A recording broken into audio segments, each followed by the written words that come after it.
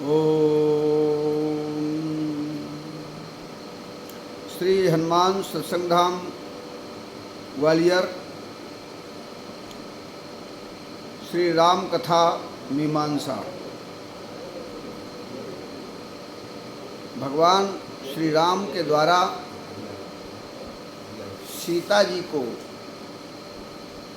समझाना और वन के लिए हठ न करना और हठ के विषय में उदाहरण दिया गया है।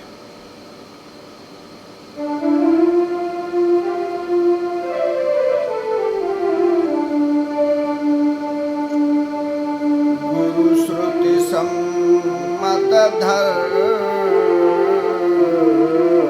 फल,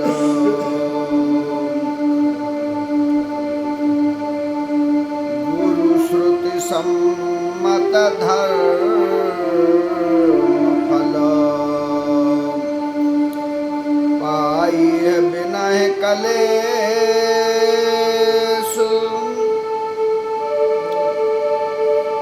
हठ बस सब संकट सहे, गालव न होस नरेश, गालव न होस नरेश।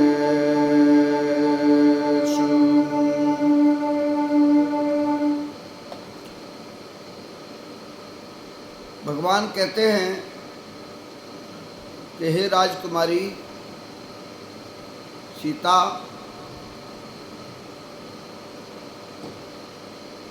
जीवन में जो आचरण करना चाहिए उसके लिए दो मूलभूत सिद्धांत हैं। वैसे तो हमारी संस्कृति ने सब कुछ समझाया है जिसको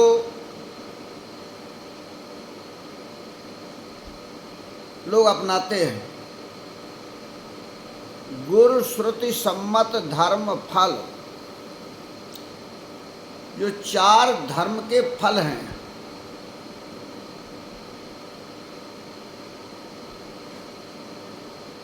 उनको प्राप्त करने के लिए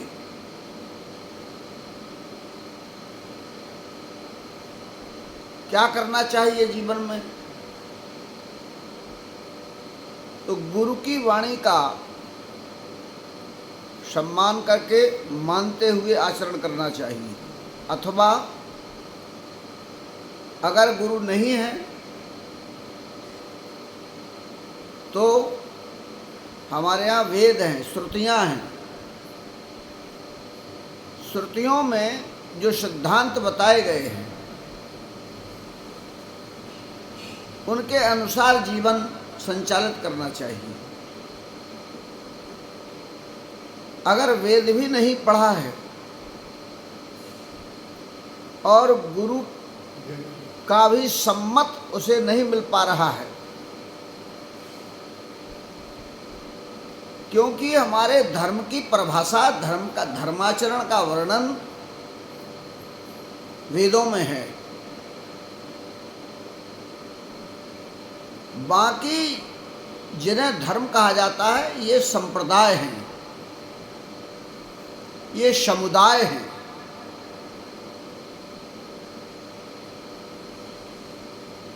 वेद में उन धर्मों का वर्णन है, अर्थात धर्मों से तात्पर्य है वे नियम, वे पालन करने योग्य, जीवन में उतारने योग्य सिद्धांत हैं जो सबके लिए ही श्रेष्ठ हैं।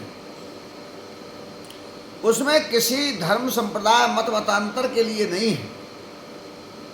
और धर्म वही होता है जिसको धारण करने से उसका स्वरूप का दर्शन हो जाता है।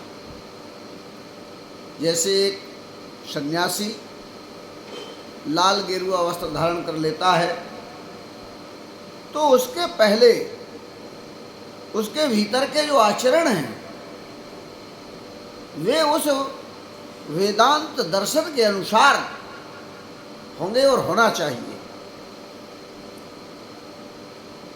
इसलिए सीता जी से कह रहे हैं भगवान, वेदों की सम्मत वाणी के अनुसार मानना चाहिए, गुरु की सम्मति लेकर के कार्य करना चाहिए जो वो बताएं,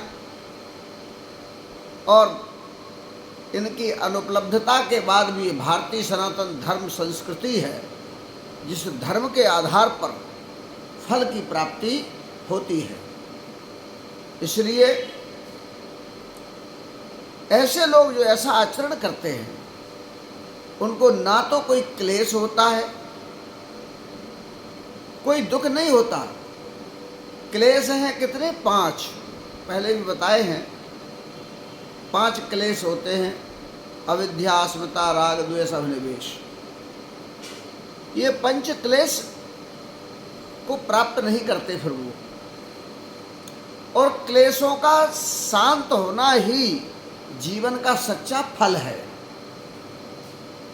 इसलिए ऐसा करना चाहिए, और जो ऐसा नहीं करते, ना तो गुरु की वाणी मानते हैं, ना वेद सम्मत मानते हैं, और ना भारतीय सनातन धर्म संस्कृति और सभ्यता का आचरण करते हैं, तब उनको जिससे क्लेश मिटते हैं वह न करने पर क्लेश प्राप्त होते हैं। उनको बहुत कष्ट भोगना पड़ता है, बड़ा दुख का सामना करना पड़ता है, और हठ करने पर दुख ही प्राप्त होता है। उदाहरण देते हैं भगवान राम, कहते हैं हठवश सब संकट सहे। किसी ने भी अगर हठ किया है तो उसको संकट का सामना करना पड़ा है, इसलिए हठ नहीं करना चाहिए। तब फिर सीता जी को उदाहरण देते हैं कि सामान्य लोग भी अगर वेद मत से नहीं चलते, गुरु वाणी के आधार पर नहीं चलते, भारतीय सनातन धर्म संस्कृति सभ्यता से नहीं चलते, उन्हें क्लेश मिलता है, दुख मिलता है, अपमानित होते हैं, भय प्राप्त होता है, अज्ञान और अविद्या उन्हें घेर लेती है, राग द्वेष के चक्कर में वो फंस जाते हैं। उदाहरण देते हैं कि ये जो क्लेश हैं ये प्राप्त होते हैं। उदाहरण कहते हैं, गालब हुए हैं, ये गालब मुनि थे, इन्होंने हठ किया है तो इनको दुख प्राप्त हुआ, क्लेश प्राप्त हुआ। राजा नहुष हुए हैं, राजा नहुष ने हठ किया है तो इन्हें भी दुख प्राप्त हुआ है।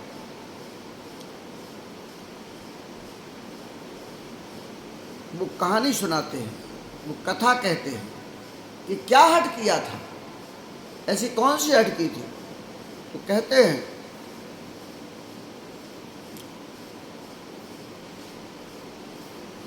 कि गालब ऋषि ने, जो मुनि थे, गालब मुनि, उन्होंने हमारे विश्वामित्र जी से कहा कि आप अपनी गुरु दक्षिणा हमसे ले लीजिए। उन्होंने कहा गुरु दक्षिणा कोई बात नहीं, गुरु तो कभी भी जो है लेता ही रहता है। गुरु तो क्या लेता है,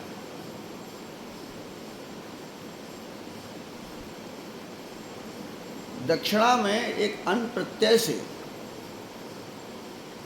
एक भाव बनता है, विचार बनता है, एक अर्थ बनता है। जो जो चीजें दक्षिण हैं, अर्थात दाहिनी हैं, उन सबको देता है, और जो बाम हैं, उल्टी हैं, उन सबको लेता रहता है, मिटाता रहता है, दोषों को मिटाता रहता है, और शिष्य को जो शिष्य के लिए दाहिना काम करे अर्थात मंगलकारी कार्य करे वो करता रहता है। लेकिन नहीं, उन्होंने कहा ले लीजिए।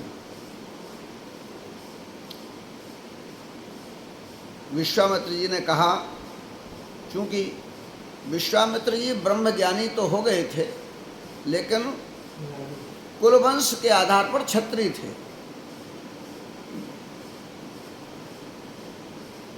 तो हमारे यहाँ सूत्र है एक कि जो जिसको ब्रह्म का ज्ञान हो जाए वो ब्राह्मण की संज्ञा में आ जाता है। ब्रह्म जानाति ब्राह्मणा, ब्रह्म का ज्ञान हो गया। डिग्री उस समय बांटते थे हमारे वशिष्ठ जी, जैसे आजकल अभी मिलता है ना, महामंडलेश्वर की उपाधि दी जाती है, धर्माचार्य उपाधि दी जाती है, जगत गुरु उपाधियाँ दी जाती हैं। इनको हमारे अखाड़ा परिषद जो है, मठ, ये सब बांटते हैं, देते हैं। ऐसे ही उस समय वशिष्ठ जी थे तो इनको उपाधि दी थी विश्वामित्र जी को।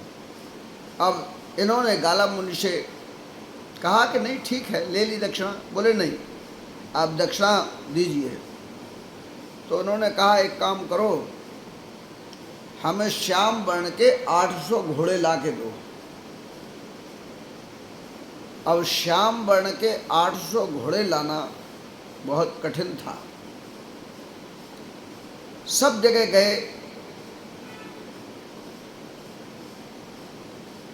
गरुड़ जी के पास पहुंचे, बोले मेरी मदद करो। बोले क्या करें? बोले 800 घोड़े देना है, गुरु जी ने मांगे, दक्षिणा में देना है। उन्होंने कहा ये काम तो राजाओं के पास घोड़े रहते हैं, राजा ही इस काम को कर सकते हैं। तो ययाति जो राजा थे उनके पास गए, उनसे कहा 800 घोड़े दो हमें। उन्होंने कहा घोड़े तो हमारे पास नहीं है। तो उन्होंने एक कन्या दे दी ययाति ने, और ये कहा कि ये कन्या आप जिसको देंगे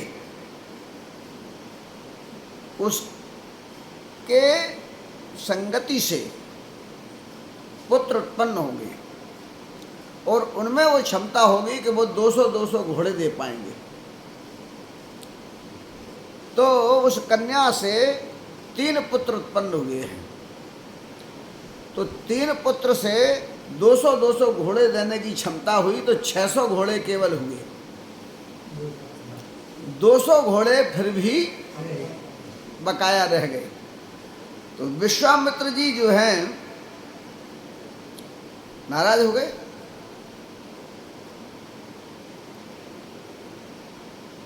अगर दक्षिणा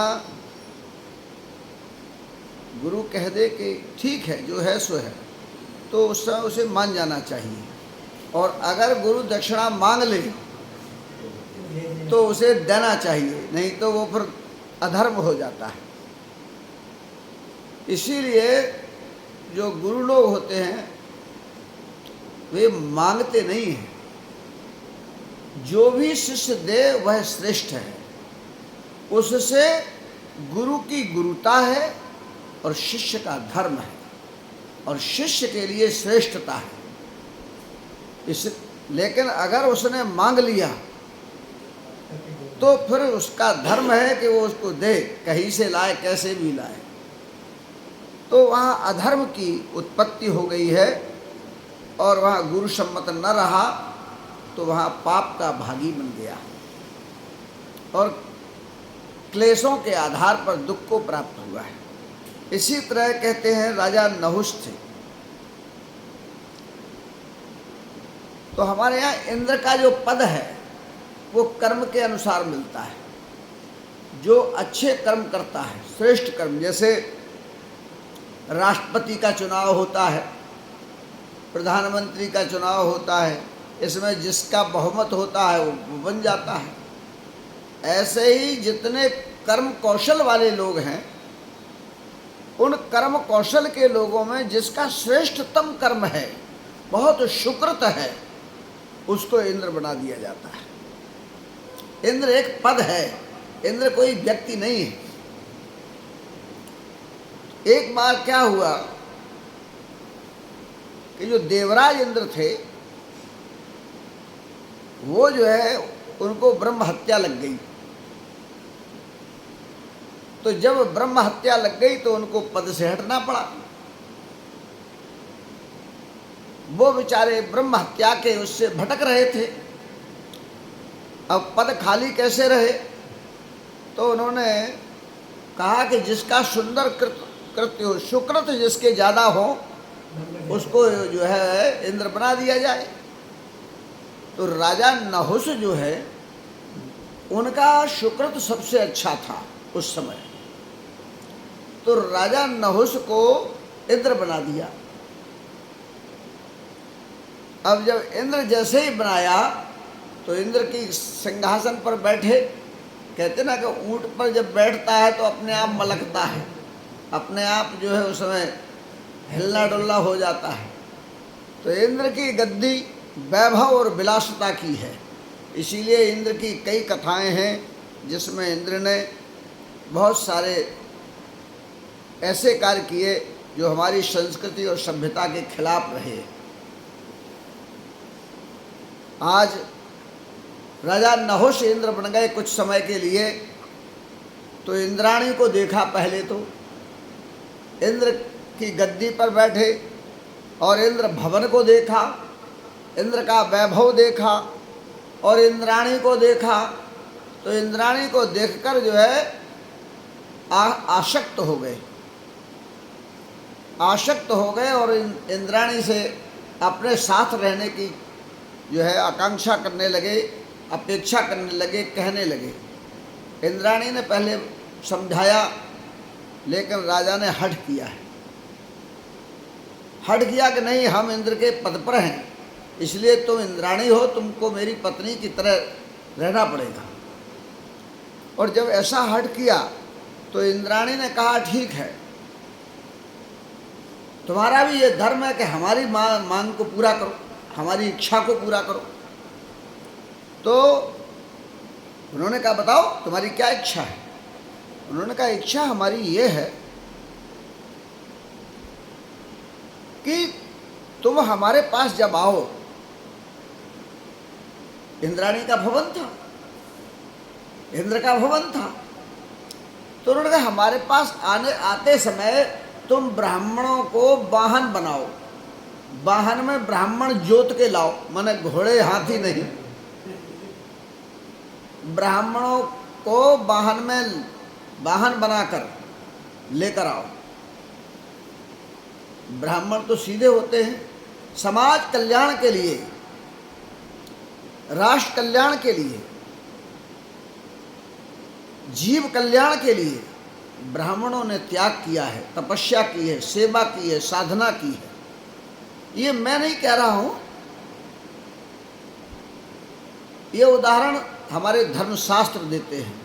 हमारे प्राचीनतम साहित्य कहता है, जो सबसे प्राचीन कहा जाता ना, प्रमाण क्या है, किसी चीज का प्रमाण है क्या? तो प्रमाण एक तो प्रत्यक्षम किम प्रमाणम, प्रत्यक्ष में प्रमाण होता है, एक अनुमान में प्रमाण होता है। अगर आँच लग रही है कहीं से धुआं उठ रहा है, तो आग है, धुआं उठता है, तो बिना आग के तो धुआं देख करके ही आग का अनुमान कर लिया जाता है। इसी तरीके से जिसका ना अनुमान लगाया जा सकता हो, जिसका ना प्रत्यक्षीकरण हो रहा हो, तो उसका प्रमाण शास्त्र होता है। इसीलिए हमारे यहाँ संपत्ति के लिए कानून में भी लिखित प्रमाण मांगा जाता है, दस्तावेज मांगे जाते हैं। दस्तावेज प्रमाणित है। मनुष्य कुछ भी कहता रहे, लेकिन दस्तावेज अगर बोल रहा है तो चाहे कितने गवाह हों, वो मिथ्या हो जाएंगे। शास्त्र है, वो लिखित है, इसलिए सबसे श्रेष्ठ माना जाता है। तो जितना साहित्य है, जब लिखा गया साहित्य, तो उसमें सबसे प्राचीन जो साहित्य है, सबसे पुराना जो साहित्य है, वो हमारे यहाँ वेद हैं, ब्राह्मण ग्रंथ हैं। शास्त्र हैं, पुराण हैं, गीता है, रामायण है, मानस है, ऐसे ब्रह्मसूत्र है, बहुत सारे हमारे ग्रंथ ऐसे हैं। और भी इतिहास में भी जो वर्णन है, उन सब के आधार पर उनमें ये वर्णित है कि ब्राह्मणों ने कितना त्याग किया है, कितना समाज को ज्ञान दिया है, कैसे साधना उपासना करके समाज को उन्नत किया है। आज अगर ब्राह्मणों के द्वारा जो कुछ भी किया गया और समाज को दिया गया, अगर उसको अलग कर दिया जाए केवल, तो आज मानव के पास किसी भी प्रकार का ऐसा कोई स्रोत नहीं होगा जिसके आधार पर जीवन को चला सके। अर्थात इसीलिए यहाँ कहा गया है कि जो है राजा नहुष ने ब्राह्मणों से कहा कि चलो तुमको वाहन में लगना है और हम वाहन के ऊपर बैठेंगे और तुमको ये वाहन खींचना है। ब्राह्मणों ने कहा इसमें तुम्हारा सुख है, तुम्हें कोई सुख शांति मिलेगी? बोले मैं इंद्र हूँ, मेरे पद की मर्यादा है, मैं जो कह रहा हूँ आपको वो मानना है। ब्राह्मणों ने कहा ठीक है, हम तो धर्म परायण हैं, हमने ही तो धर्म बनाया है। इंद्र का पद बनाने वाला भी तो ब्राह्मण ही है, जिसने इंद्र के पद को बनाया और वो संविधान तैयार किया कि इंद्र कौन बनेगा। इसलिए ब्राह्मण लोग लग गए वाहन में, नहुष ऊपर बैठ गया है, चल दिया है, कहने लगा जल्दी चलो। वासना व्यक्ति को अकुलाहट पैदा करती है। जो भी वासना होती है उसमें व्यक्ति का धीरज नहीं रहता है, धैर्य टूटता है। धैर्य धना ही साधवा, ये तो साधुओं का धन है धैर्य, साधना का धन है धैर्य, वासना का नहीं। इसलिए बहुत जल्दी जल्दी करके ले जा रहा है। दुर्वासा जी भी थे, जैसे वो जल्दी करने लगा तो दुर्वासा जी बहुत क्रोधी। दुर्वासा जी ने कहा तुम काम वश होकर के अन्याय के मार्ग पर जा रहा है, शीघ्र गति करने वाला तो सांप होता है, लेकिन तू सर्प योनि में भी हमारे ऊपर ऐसे बैठा जैसे अजगर, जा तू धरती पर चला जा, अजगर हो जा। श्राप दे दिया। ये हठ का प्रभाव है, हठ का कारण है। भगवान कहते हैं कि जिसने भी हठ किया है, हे राजकुमारी, हे सीता, उसको दुख का सामना करना पड़ा है। इसलिए हठ करने की आवश्यकता नहीं है। और भगवान कहते हैं आगे, मैं पुण्य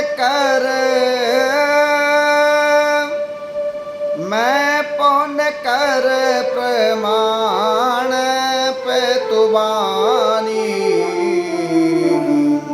ओ बेग फिरव सुना सुमुख सयानी, बेग फिरव सुनो सुमुख सयानी, दिवस जात नहीं, दिवस जात नहीं लागही बारा, दिवस जात नहीं लागही बारा, ओ सुंदरी शेखवन सुनहो हमारा, सुंदरी शेखवन सुनहो हमारा।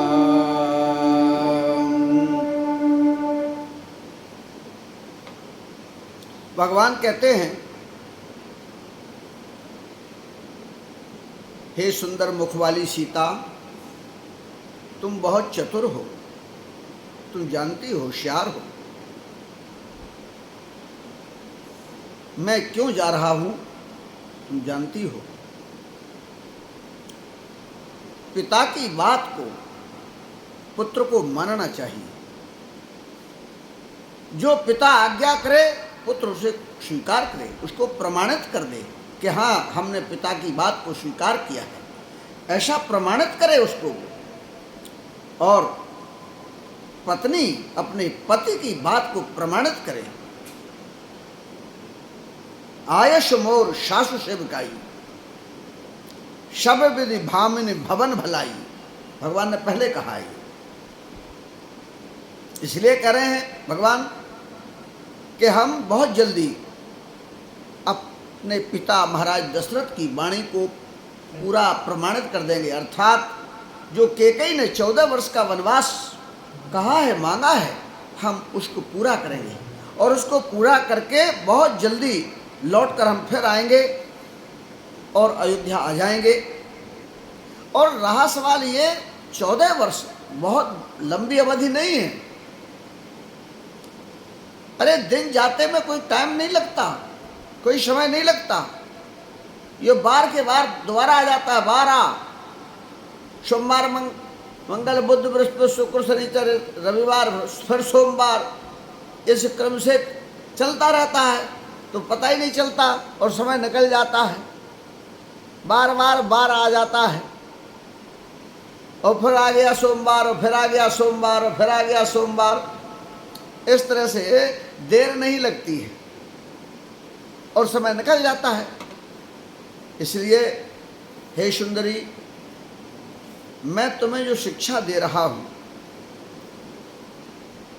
वो हमारी बात को गंभीरता से सुनो। तुम्हें सुनना भी चाहिए।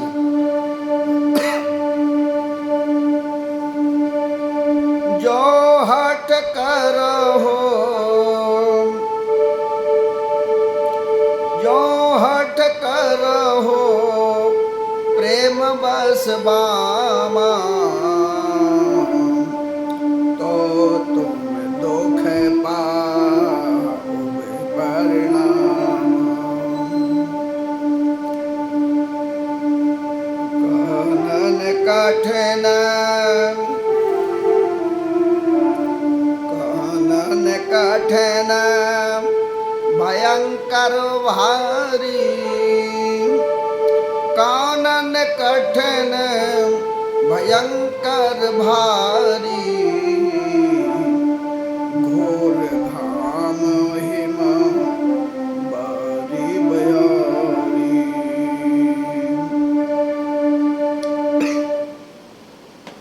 भगवान कहते हैं सीता जी से कि हमने तुम्हें पहले सिद्धांत बता दिया है कि अगर हठ करते हैं, और बड़े बड़े लोगों के उदाहरण दिए हैं, छोटे लोग हठ करते हैं उनको तो दुख मिलता ही है। हमने ऋषि मुनि को बड़ा माना जाता है, उनका एक उदाहरण दिया है। एक राजा को बड़ा माना जाता है, एक श्रेष्ठ कर्म वाले को बड़ा माना जाता है। हमने वो उदाहरण दिए हैं तुम्हें। उनको दुख भोगना पड़ा है। और अगर तुम प्रेम के वशीभूत होकर, बामा के 2 अर्थ भी है। एक तो ये कि हमारी अर्धांगिनी हो, बामांगनी जो है सीता। एक बामा माने उल्टी, प्रेम के कारण से अगर तुम उल्टी चलोगी, हम जो कह रहे हैं वो नहीं मानोगी और हट करोगी, तो इससे तुमको दुख प्राप्त होगा। इसका फल जो है, इसका परिणाम जो है दुख ही होगा, क्योंकि यहाँ सिद्धांत का उल्लंघन होगा अगर नहीं मानती हो तो। हम ये समझाते हैं तुम्हें, हम भी क्यों कह रहे हैं। पहली बात तो माता पिता की सेवा करना, पति को सोच समझ के ही तो कह रहा होगा कि तुम न चलो। पति कोई तुमको त्याग थोड़ी रहा है। अर्थात मैं क्यों कह रहा हूँ क्योंकि कानन कठिन भयंकर भारी। जंगल में तो भारी दुख है, बड़ी कठिनता है, वहाँ कठोरता है। तुम बहुत कोमलांगी हो। जब धूप पड़ती है, घाम पड़ती है, तो सामान्यतः मैदानी क्षेत्र में घाम नहीं लगती, लेकिन जहाँ वनस्पतियाँ होती हैं, वनस्पतियाँ तो देखते हैं खेतों में किसानों को क्यों ज़्यादा गर्मी लगती है, क्योंकि वो पेड़ पौधे ये कार्बन डाइऑक्साइड छोड़ते हैं। साइंस की दृष्टि से बहुत सारे वृक्ष ऐसे होते हैं वहाँ, इसलिए और ज़्यादा गर्मी लगती है। इसलिए कह रहे घोर घाम, वहाँ की धूप बहुत तेज होती है। कहीं घाम तेज है तो कहीं बर्फ है, कहीं हवाएं बहुत तेज है, बारी बयारी, कहीं वर्षा है, पानी है बहुत, कहीं पर तेज हवाएं चल रही हैं। ये जो कारण है ये दुखदाई है। कुश कंटक मगे, कुश कंटक मगे कंकर नाना,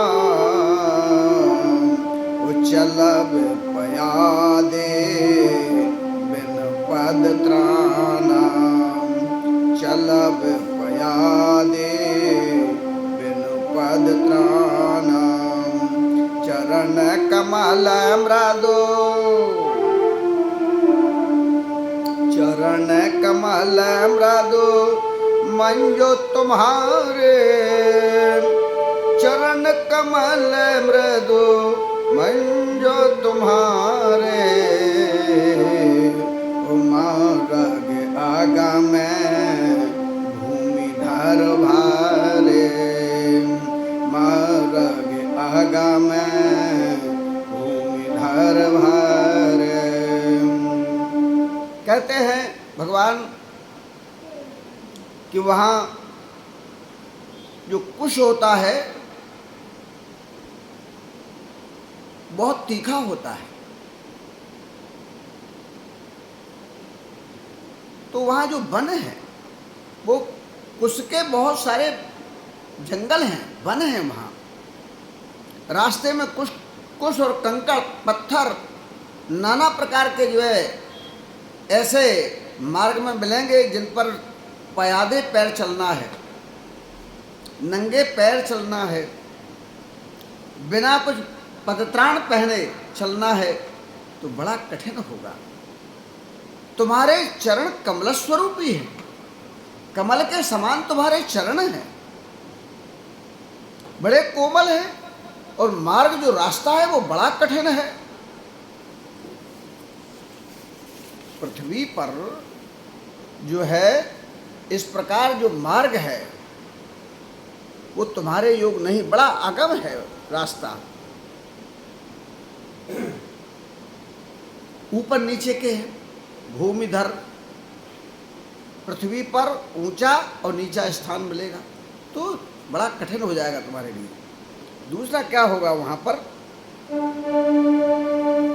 कंदर खोहे, कंदर खोहे नदी नद नारे, ओ अगम अगाध न जाहे निहारे, अगम अगाध न जाहे निहारे, भालू बाघ ब्रकन, भालू बाघ ब्रक के हरिना गाम, भालू बाघ ब्रक के हरिना गाम, करहि नाद सुन धीरज भागा। भगवान कहते हैं अभी तो हमने उनका वर्णन किया तुमसे जो बोलते चालते नहीं है, पहाड़ हैं, नदियां हैं, गुफाएं हैं, नाले हैं, बड़ी बड़ी कंदराएं हैं, गुफाएं हैं, और ऐसी हैं जिनमें जा नहीं सकते, अगम है, और अगाध भी हैं, उनका पता ही नहीं चलता कितने गहरी है ये। और यहाँ तक कि देखने को मन नहीं होता। जैसे जाते ना हमारा उत्तराखंड में, और वहाँ जाते हैं तो देखते हैं नीचे कि कितनी गहरी गहरी खाई है, देखते हैं तो चक्कर आने लगते हैं लोगों को, डर लगता है। ऐसे ही इस क्षेत्र में, जिस क्षेत्र में जा रहे हैं भगवान, कामदगिरि की तरफ आगे बढ़ना है भगवान को, चित्रकूट, पंचवटी आदि क्षेत्रों में ऐसी कंदराएं हैं, ऐसा वन है, उसके बारे में भगवान बता रहे हैं। दूसरा कहते हैं ये तो, इन पर तो तुम्हें चलना है, लेकिन जो ये हैं ये आक्रमण नहीं करते, खो है, गुफा है, ये अपने स्वरूप है इनके तो। लेकिन अब दूसरा और संकट है, जो आक्रमण खुद करते हैं, जैसे भालू है, बाघ है, हाथी है, भेड़ है, शेर है, ये बड़े जो हैं, जो पक्षी जानवर हैं, ये जानवर तो आक्रमण भी कर देते हैं। इनकी जो आवाज़ है, हाथी जब चिंघाड़ता है, शेर जब दहाड़ता है, तो अच्छे अच्छे लोगों का धीरज टूट जाता है। सीता, तुम सोच लो कितनी कठिनता है उस वनभूमि में, जहाँ जाना है, चलना है। इसलिए इतना ही नहीं है, भूमि शयना बल कल बसन, भूमि शयन बल कल बसन, ओ असन कंद फल मूल, ते कि सदा सब दिन मिला है, समय समय अनुकूल, सियावर रामचंद्र की जय, उमापति महादेव की जय, पवन सुत हनुमान की जय, गोसाई तुलसीदास की जय, समाधि वाले महाराज की जय। जय जय सीता।